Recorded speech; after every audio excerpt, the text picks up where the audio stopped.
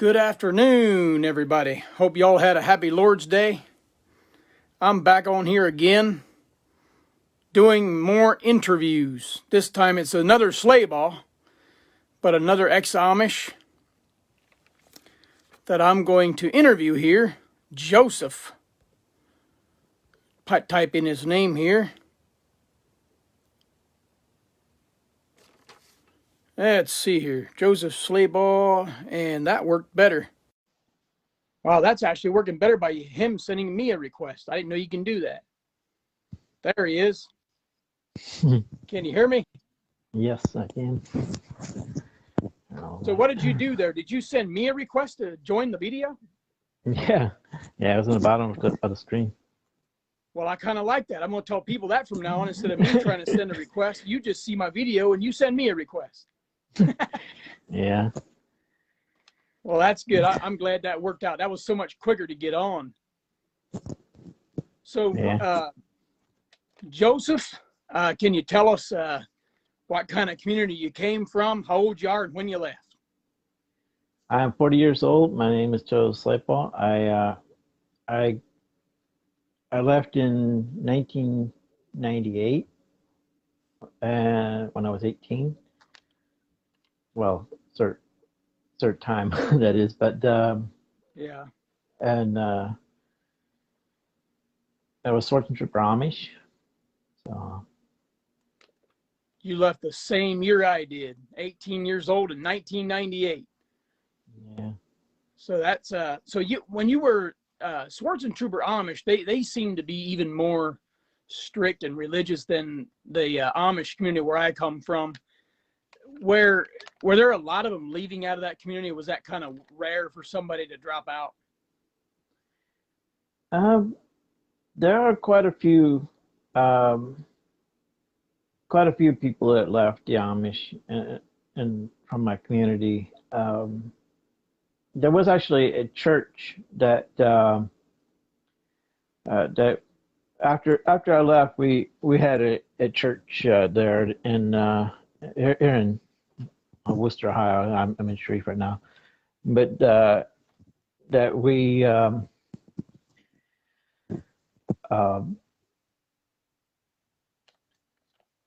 were mostly everybody in the church was former Amish. Now, the minister, Dr. Peter, was he's in Mansfield. He wasn't Amish, but he his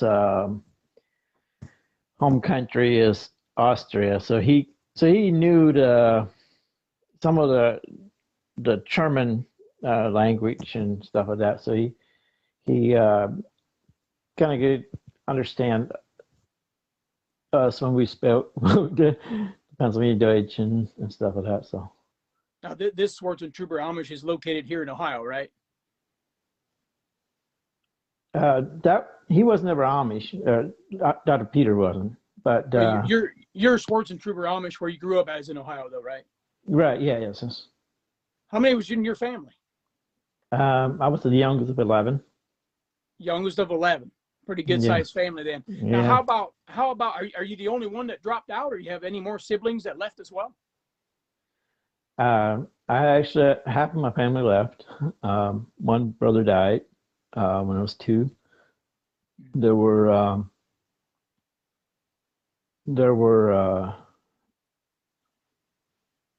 three sisters that left the Amish. 3 that are still Amish, on different sects of Amish, but they're still Amish. And one brother that's Amish, and 2 other brothers that left. Okay. Candy Sprague says, "What made you leave the Amish, Joseph?" Basically, it was my uncle and he thought he had control over everybody and stuff. I actually wrote a book about that, but actually I want to expand on that book. But that was the reason. I was 18 when I left, but when I first decided that I couldn't stay Amish was when I was 13, Okay. and some of the things that happened uh, in June of '94 when my family was my sister was trying to was going to this church or well they were having Bible studies.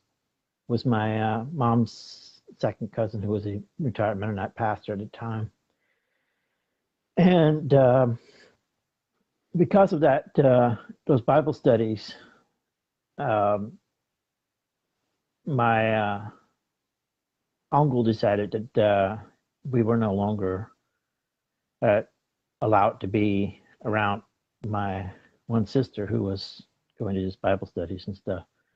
So that was what made me decide that I couldn't stay there and be part of that. Way too many times we're hearing these ex-Amish testimonies, and it seems like too often when we want to get to know the Lord and we want to read the Bible a little bit too much for their liking and we want to follow him, that's a problem, because when we want to follow the Lord, that means we care less about the Amish tradition, and they know that, and that's stepping on their toes. So yeah, once again, you're another one to saying that, that's just kind of something that they don't really like when you want to have a Bible study and gather together and study the Bible for yourself. And so that's just heartbreaking, because way too many times you hear of that. Now, Yeah.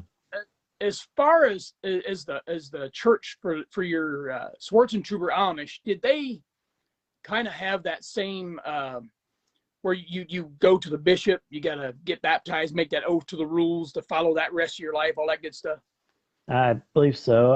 I was never I did never join the church myself, but from what I understand, yes, that's what. But I remember many times when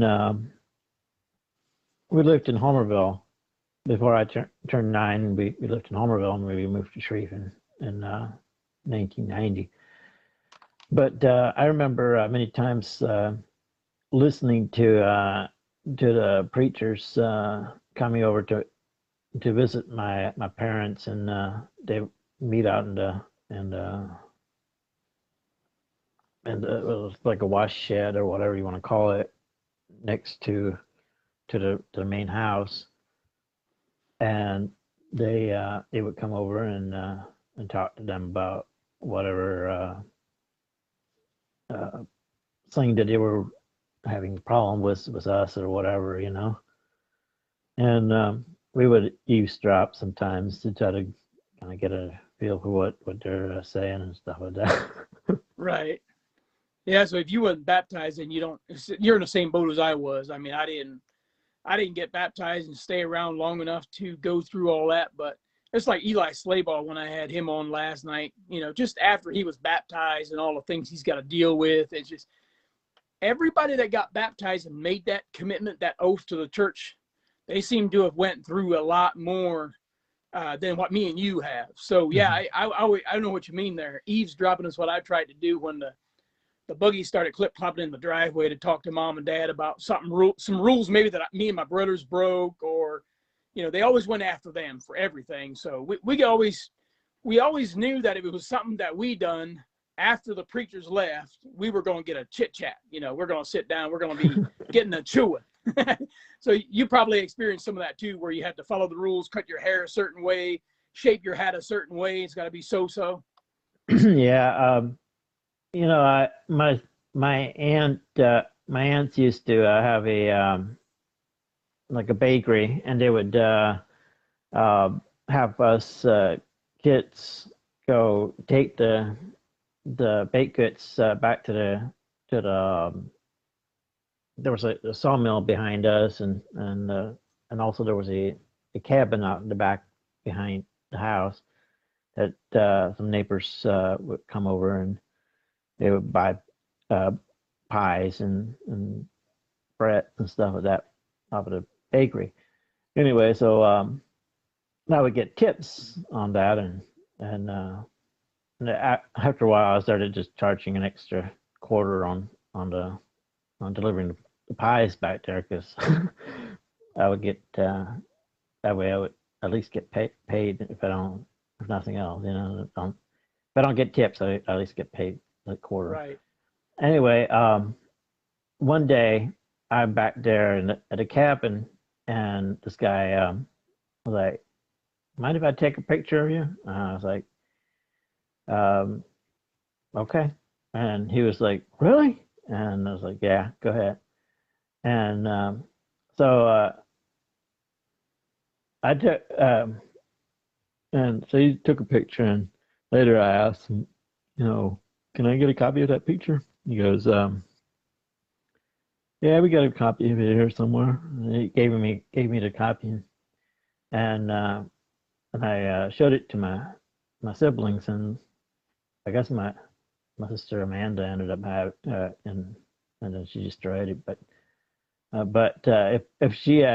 my mom had found that, I would have been been in trouble with that just for having had that picture Yeah, taken. they definitely don't like pictures, that's for sure. Yeah, it was me with a little Amish boy with a hat on and everything, sitting at a picnic table with a beer on both sides of me. I wish So I you had that picture. so you your the picture actually had, beer cans on both sides. Yeah. So they definitely ain't gonna like that. It wasn't me drinking, but the beer was sitting there when I was when I was there, sitting Yeah. on the bench there. Yeah, I got in trouble myself for allowing pictures to be taken because I was on a wagon coming down the road and somebody had pulled over and had a camera, and we were always taught not to allow it to happen. We would have to put our hand up and say no, no, no, or turn our face. And I just smiled real big and allowed the picture to be taken. And Mom saw it from the window. And when I got home, I got a spanking. So that's a big no-no for pictures. Yeah, yeah, Did you guys have tractors in that community, or was those tractors no, outlawed? And yeah, they weren't allowed. so you had Uh, nothing but horse drawn buggy and equipment for the field and all that. yeah, unfortunately, that was all we were allowed. But we did have this little Honda engines for uh, pumping water out of the ground and so the well. But Mm-hmm. and we had like um, like sawmills. And my dad worked in sawmills a lot. One of my cousins ended up dying, fell into a sawmill, got cut, and it's Accidents do happen. I mean, I've seen them happen all over a lot of different Amish communities. yeah. My dad ended up paralyzed himself because of one of them accidents. I've had way more accidents than I care to to get into, which Yeah. I did talk about that in my book about those accidents. But What is, if you don't mind me asking, what's that? What's your book called that you wrote? my Amish Memories. My Amish Memories. Yeah, Okay. yeah. All right. I wanna revise it, and because it's kind of short. It was just up until like 2 years or so after I left the Amish, 2 3 years. Okay. But I've sold a few copies, but I wanna revise it until like after I got my MBA and all that. Yeah. What do you do now for a living after you left the Amish? Well, I don't have a job. I got my master's degree in 2016. I do online marketing, Oh, okay. invest invest money for people. I do. I can get a pretty good return on investment. So that's what I do for people, and uh, just that's. But I also have my cookbook, and well, I I got this one group on Facebook with like 132,000 members on it. So like cooking group. So Oh, okay. So you got like your own cookbook then? yeah, it's called Yoder's Country Cooking. Yoder's Country Cooking. Yeah. Is there any of your relation over there in Mount Hope with Yoder's Kitchen at all? It's possible, but I'm not Possible. sure. That's my favorite place to go when I go over that way. I always got to stop there and eat. Yeah, I there was a store down in what I'm not sure what the name of the town is in Tennessee. I lived in Tennessee for 2013 till like last week. I moved back up to Ohio, but there was a Yoder's market down there in Tennessee that I sold like 10 copies of my cookbook there. Oh, okay. Suzanne wants to know, she says, what is your cooking page on Facebook? What's that called? Um, if you type in facebook.com/group/My Amish Recipes. My Amish Recipes. Yeah. Okay. So And do you have did you say you have any other brothers and sisters that did leave the Amish? yeah. Are you guys able to go back out and visit the family that is still Amish or no? We can, but it's kind of contentious whenever we do because they really don't want us to. Um, and but I do sometimes visit the community, and that is I don't know. But last time I actually visited my mom and dad, well, it was like a couple of years before she died. But then I of course went to the funeral. But they told us um, not to visit, not to record anything at the funeral and stuff. Which the only thing I recorded was the audio of the gravesite service. I have that on YouTube. Okay. I didn't even dare doing that when I went out for my dad's funeral. I couldn't even have a phone on me. So my mom now, she said I can't even be there for the funeral. So I know I can't even go out there at all. So at least you were able to go and be there. Yeah. I had a hoodie on, and the hoodie was like it said there's somebody else you'd rather annoy. But I had a pocket in the front, and I had a phone in there. I was recording the audio, and Oh, okay. I put a picture of mom on the video, put that on audio in the background, and um and Oh, I just lost him. Not sure what happened there. But yeah, I've never met Joseph before, but it sounds like he was from one of them strict Schwarzentuber Amish communities. Not sure exactly what happened there, but I just lost him. He might have hit the wrong button or something. It was coming through clear though. The other day I had one that wasn't very clear at all. But yeah, I just like getting in different ex-Amish. I didn't realize when I left, I didn't realize how many had actually left the Amish. Out of my community, there was only me at the time when I first left in '98. And now since I've left, there's just, I mean, a whole bunch of them left. But from other communities in other states, I had no idea there's that many thousands of Amish that jump the fence. They notice that if they want to follow the Lord, you just simply cannot be in the Amish anymore. And if you say you want to leave and have a relationship with the Lord and read your Bible, they think you're going to hell. You know, they just immediately think you're going to hell. Joseph Slaybaugh says, I sent you a request. Don't see it on there. I'll type your name in and see if I can get you back up on there. Let's see here. Joseph Slayball. Well, heck, where you at? There you are. Invite. I just sent you the invite. But yeah, I just love interviewing a lot of ex-Amish, especially them Swartzentroopers.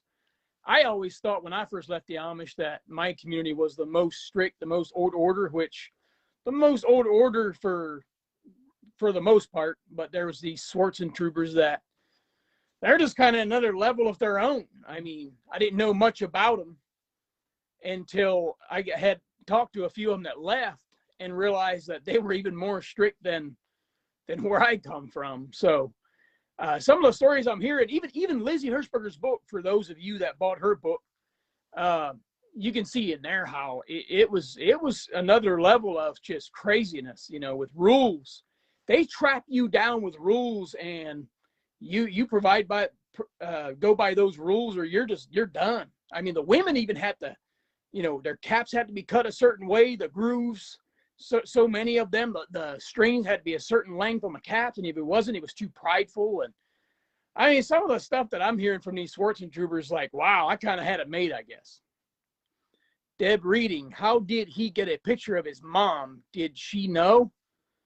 If you get a chance to ask him, I think he snuck one in. He snuck one in of his mom. I know some ex-Amish that's done that when they were out there.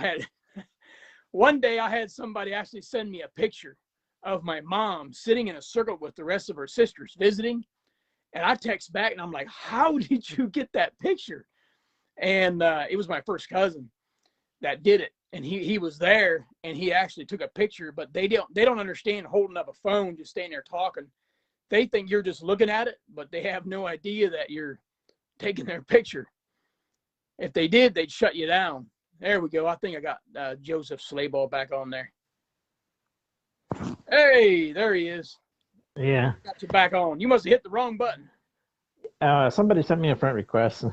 I clicked confirm, and it took it off the screen. Oh, okay. Booted you off. Hey, while you were off there, somebody asked about, did you take a picture of your mom, or how'd you get a picture of her? That picture was actually taken by my sister, but yes, I have taken pictures and videos of my parents. Actually, there's a video. One of my more popular videos on YouTube is of me just sitting there talking to my parents on YouTube. Yeah. Did they not know that you were recording them, or what? No, I didn't realize that I was taking the video, but later, my dad tells me that he was told to ask me to take him off the internet. Now, he didn't come out directly and actually do that. He didn't actually come out and say, "You take me off the internet." He's like, "I was told to ask you to take it off," and which I took as kind of an interesting approach, because he didn't like directly just tell me the way that if the bishops would have said, take that stuff off, Right. But he at one time he was open to actually leaving, and so was my sister, my one brother, but he's still Amish, and I don't know why. I mean, I don't understand his reasoning for what he for continuing in that, but that's what happens when they put their faith in the church. He's probably don't know any better, and he's always been taught that way. So it's kind of hard to convince someone. One of my nephews, one of his sons, had left the Amish a few times actually, but he was working for the I guess some kind of horse trainer or horse buyer or something. I'm not so sure what it was. Something to do with horses. It was the uh, fairgrounds and stuff. Yeah. And Wayne County Fairgrounds. And he was telling us that how he he was how he's treated by his brothers and his dad and whatnot. And it wasn't good. It was a pretty bad story. But I don't know. Now I know that my brother had at one time been sent to. I guess him and his wife had been sent to a mental hospital because of hitting one of their kids over the head with a knife, which I don't know. I don't know which part of the knife, but like, really? Now, you being Swartzy Amish, I talked to a few of them Mhm. that they told me some of the bizarre rules that they had. I'm just curious if you had the same kind of rules or not, because I know some of the Swartz and Trooper communities are also different from other Swartz and Trooper communities. But I had one Swartzy the other day tell me that they wasn't even allowed to buy toilet paper in the store for the outhouse, and they would use newspapers. They were that strict; they wouldn't even allow it. It was a church rule, and they also were not allowed to buy underwear, anything with elastic on it. Is that anything you guys had to do too, or?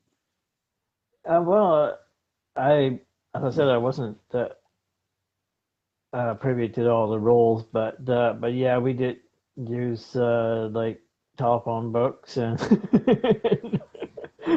and Sears catalogs and well, I mean, I guess until Sears no longer had catalogs, but we telephone books was a common thing, and and no, we didn't have any elastic on any of our clothes. There were certain things like you only had two buttons up on top of your shirt, like this one is all the way down. uh, but uh, but you could only have two buttons up at the top, and then for stuff like uh, to get like your jackets and vests and stuff, they had hooks and eyes. They didn't have buttons. You couldn't have buttons on those too. But you had barn door style pants. Uh, I don't know if everybody knows what that is, but uh, but it's a style of pants. How did you design it? Um, um, Yeah, the barn door so style pans is ones you open up from the sides. It's like a barn door. It opens from one side and then the other. That's the way ours yeah, was as well. yeah. So what church were you from? It wasn't Swords and Trooper, but it was an old order Amish community where it was very strict, very much different than a lot of the ones around us. We had a couple of different Mennonite and more liberal new orders, I should say, in Bell Center, Ohio, that were allowed to do all these things, and we always, me growing up, especially when I became a teenager, I always couldn't figure out why they were so modern. They had tractors and rubber tires and bicycles, and they could go to heaven. And me, if I have it, I can't go to heaven. So, the week that I dropped out of baptism, I was within 2 weeks of getting baptized with my group. And I actually rode a bicycle and I got busted for it. So I couldn't get baptized. They said they were going to hold us all back 2 more weeks. And I said, no, don't worry about that. Don't worry about that. Just go ahead and keep getting baptized and I'm out. I'm going to break away from it. So I did. But yeah, it was very old order, and a lot of other communities could do things and it was okay. And we couldn't do those things. That's why it was so confusing, especially the old order Yeah, where you come from and I come from, when you see others that it's okay and ours ain't okay. um, there was a 2020. special that was I'm not sure how many years ago it was, but it was quite a long time ago. I kind of knew some of the people that were on the show, um, and I met some afterwards, and it was about abuse and whatnot. And there was a guy on there that I kind of knew his story before the that show, but that also influenced me when I saw that video of the 2020 um, broadcast. Did And you did you yourself witness any kind of abuse at all in that Swartz and Trooper Amish? I know you left at 18. When I left, I didn't see a whole lot was going on. It's usually the ones that stay in and see some of those men come forward and confess what they done in front of the church. Then you realize, whoa, you did that. So even though you left before baptism, did you ever hear of anything as far as like sexual abuse or anything like that? not before I left. After I left, it like my mom's third cousin had his website um, called Amish Abuse. It was a long time ago. If you go on archive.org, you can still get a copy of his book that he wrote about it and stuff. But you just go to archive.org and type in amishabuse.com or amishdeception.com. One or the other should bring it up. So it did happen where he was able to do books and videos on that. Well, he did have a book that he I guess he published and it's on Amazon too, or it should be. So he actually has some videos on YouTube too. YouTube.com/Amish Deception. But as far as you personally go, in your family though, you wouldn't think that there anything like that was going on in your family. Well, no, I was told that my brother did rape my sister, so but I didn't. That's as far as I know. I mean, I don't know. No proof on it or anything like that. Yeah. Okay. It never was adjudicated or anything like that. Right. Yeah, sometimes it's hard to tell. I mean, I know there's just too many of them that they keep it in the church, in the home, and you don't really find out until we get phone calls. Because of the videos, we had a couple different people reach out to us, and by the time they get interviewed, they're so fearful they don't even want to admit it anymore. Even though they called, now they're living in fear because of what the church might do or the parents might do, and they just lock down and they won't say nothing more to the sheriff's department or the FBI or whoever may be questioning them. So usually the fear tactic in the Amish is horrible. They shut them down in fear, and they're not allowed to talk about it because the Amish believe they can take care of it. But their way of taking care of it is just, okay, we'll forgive you and we move on. Is that kind of the way your Swartz and Trooper Amish was? They just kept forgiving. You get up there and move on, and they like to take care of it themselves, right? Yeah, they try to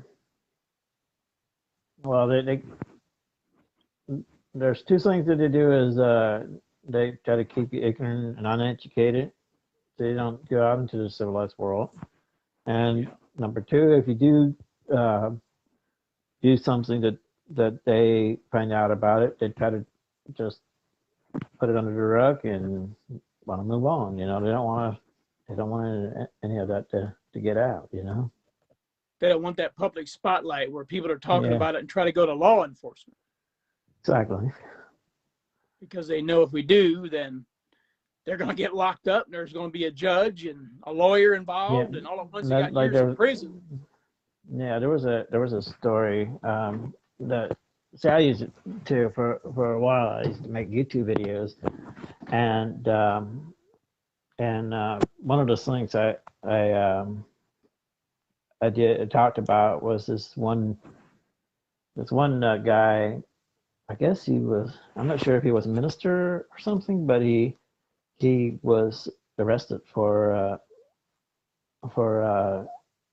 molesting his 3 and 5-year-old granddaughters. And now the parents took their kids to the prison to tell them that, and told them that they are the reason why their grandpa's in prison. Like, that's victim blaming right there. That's like, how That's can always you what they even do. do? They do that How every can you time. even do? Yeah, exactly. It's like, and it's really sad because now these kids are not only already victims, but they're also being blamed for it, and they think that they did something wrong for it.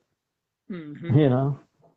Yeah, that's most of them cases. That's how they work. They just to try to blame it on the victim, and they even Lizzie Hirschberger's book. When I read her book, she felt like it's something she did wrong. It was her fault, blaming herself for it. It's horrible how they do that. Yeah. So, is there anything that sticks out after you left that you thought when you first left anyway? There's some things that I had to get adapted to that were overwhelming.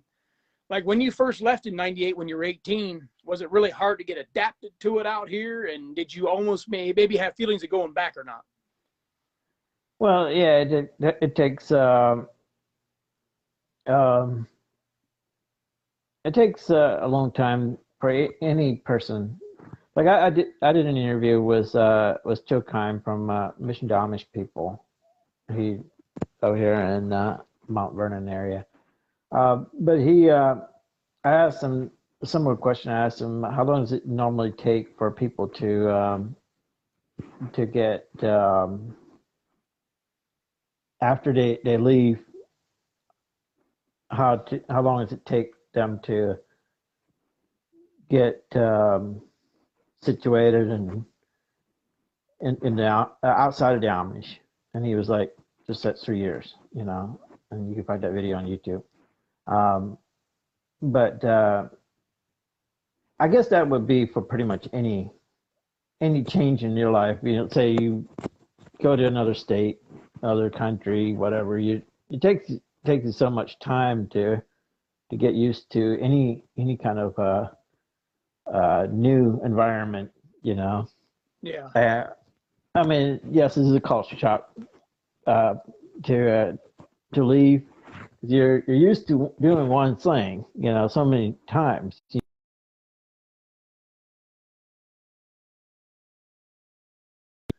Um, People look at you a certain way, but when you change your appearance, you change how you do things.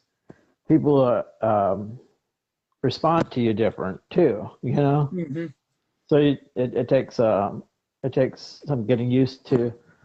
Uh, I'd say the first 2 years I was out was my hardest. It was pretty rough. There's a couple times I thought about I may end up going back because it was just so fast paced and just seemed like I couldn't get my feet on the ground running like I thought it was going to work out. I always had these big dreams and these big plans, but it just didn't quite work out the way I thought it would. So, I mean, there's a couple times where I had in the first 2 years anyway, where I had thoughts of maybe going back, but didn't.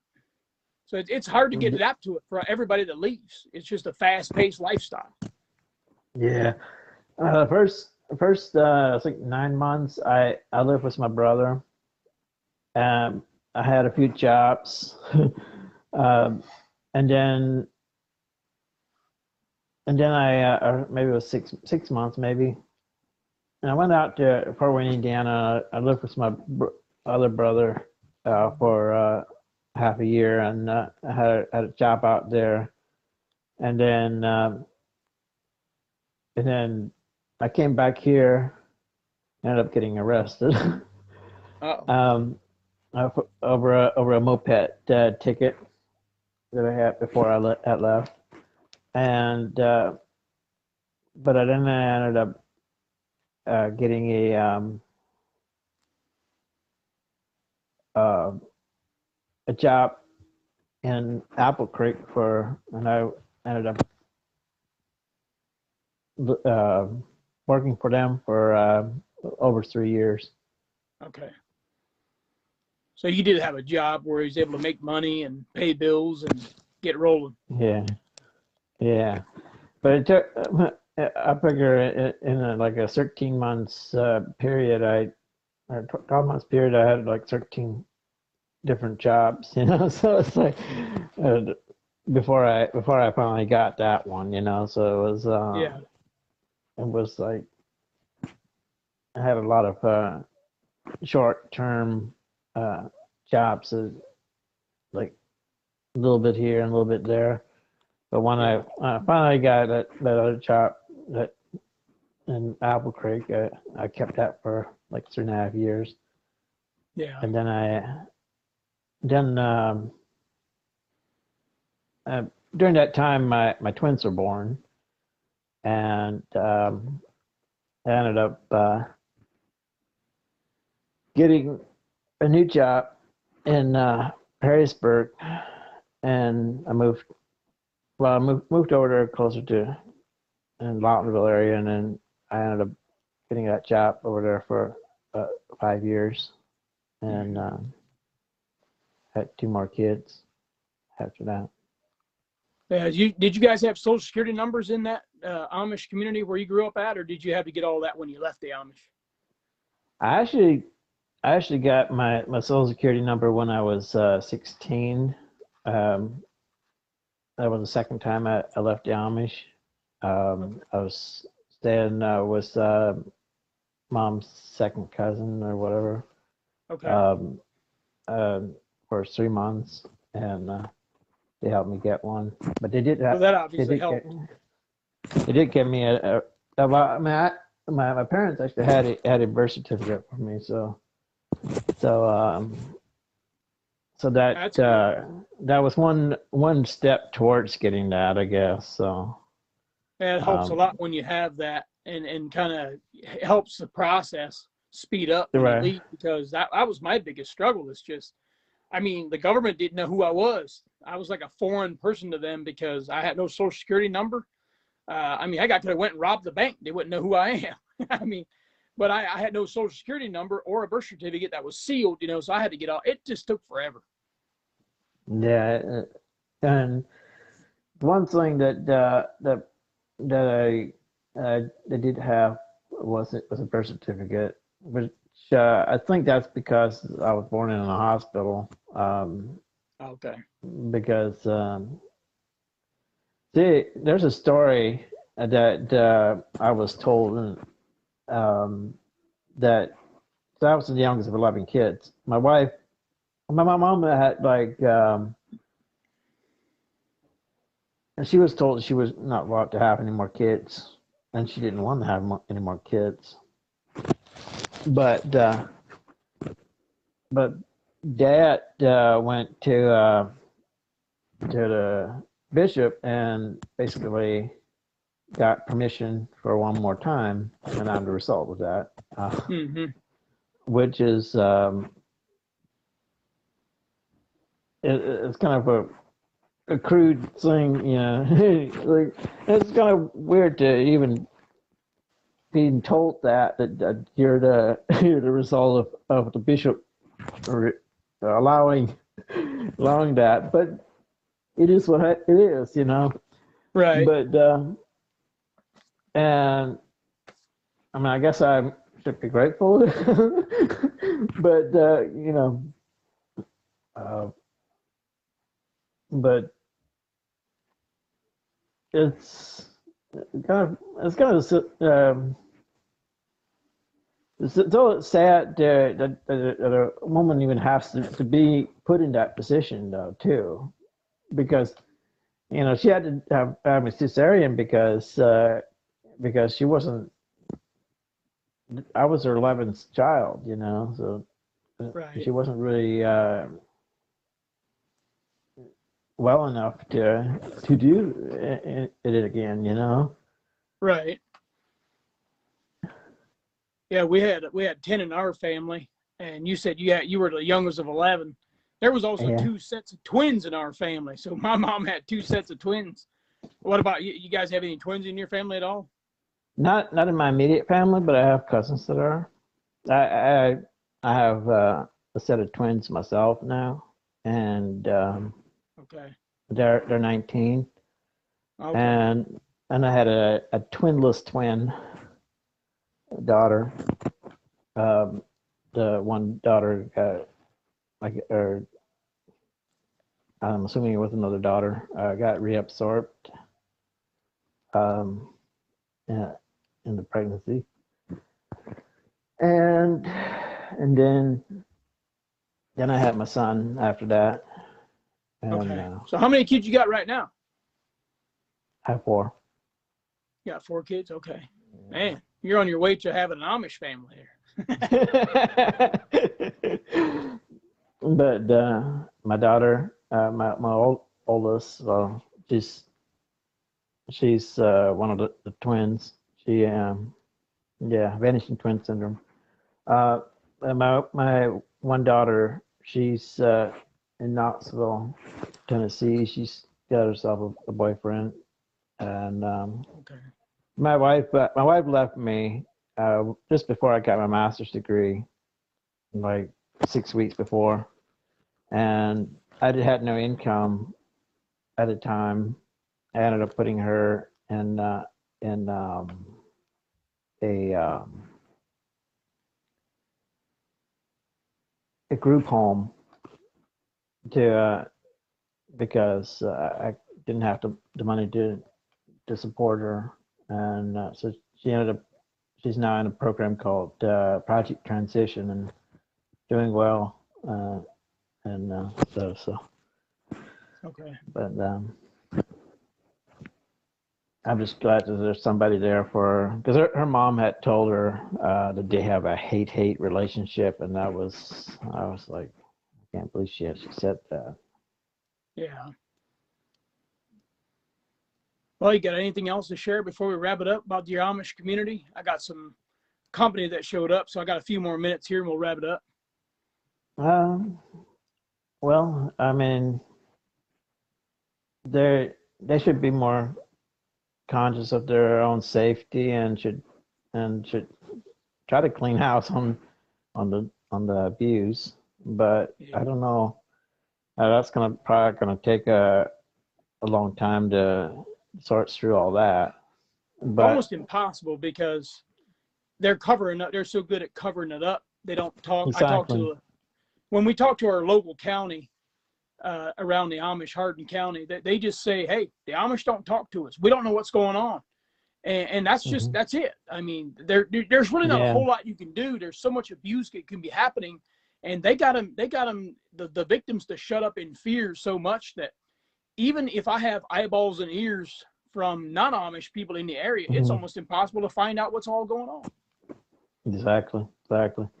I did a um, I did an interview for Discovery Network. They never broadcast. They never included me in the broadcast of the episode. But I did an interview with them about this woman that got murdered by her husband, Eli. I'm not sure what his last name was, Schwarzenegger or not. Anyway, Stutzman maybe. I'm not sure. Anyway, it was Eli something here in Maceburg, Ohio, and he got his one of his woman that he was dating to to go in and murder his wife in the bed, Wow. and they had a episode about it on Discovery Networks, um, and they actually flew me from Knoxville up to Ohio to interview me, but they never included me in the episode. But it was I got to meet some of the people that knew her Mm-hmm. because of that, and it's real sad when, like, it's the environment that they had created that even resulted in that, that Mm-hmm. it was on I don't think this was a Schwarzenegger, but it just speaks to to the environment that they had created, that he he thought that that was the best option for him, was to just kill the woman, you know. Yeah, who would have thought? But even murder can happen in the Amish. I know that one we heard of, he's doing life in prison out, I believe, in Missouri. And he was doing some of the most gruesome things, even antifreeze he would put in her drinks. And he got by with it. The only reason he's now doing prison time is because this Amish man felt so guilty 10 years after he did it that he walked into the sheriff's department with a confession letter saying that he did battery acid up her anal, and he also did antifreeze in her food. And eventually, you know, the Amish would get together and they would come over because she was hurting so bad and puking, and they'd come pray for her and stuff, and they had no idea. And one day, 10 years after the murder, he felt that guilty that he turned himself in. And that's the only reason he is now in prison. Other than that, if he didn't come forward and feel that guilty, that Amish man would have got by with murder. Exactly. That's just how the Amish system is. When there's crimes committed, you're able to get by with it. I mean, they can cover it up, keep it in the church. Mm-hmm. Yeah. All right. Well, I want to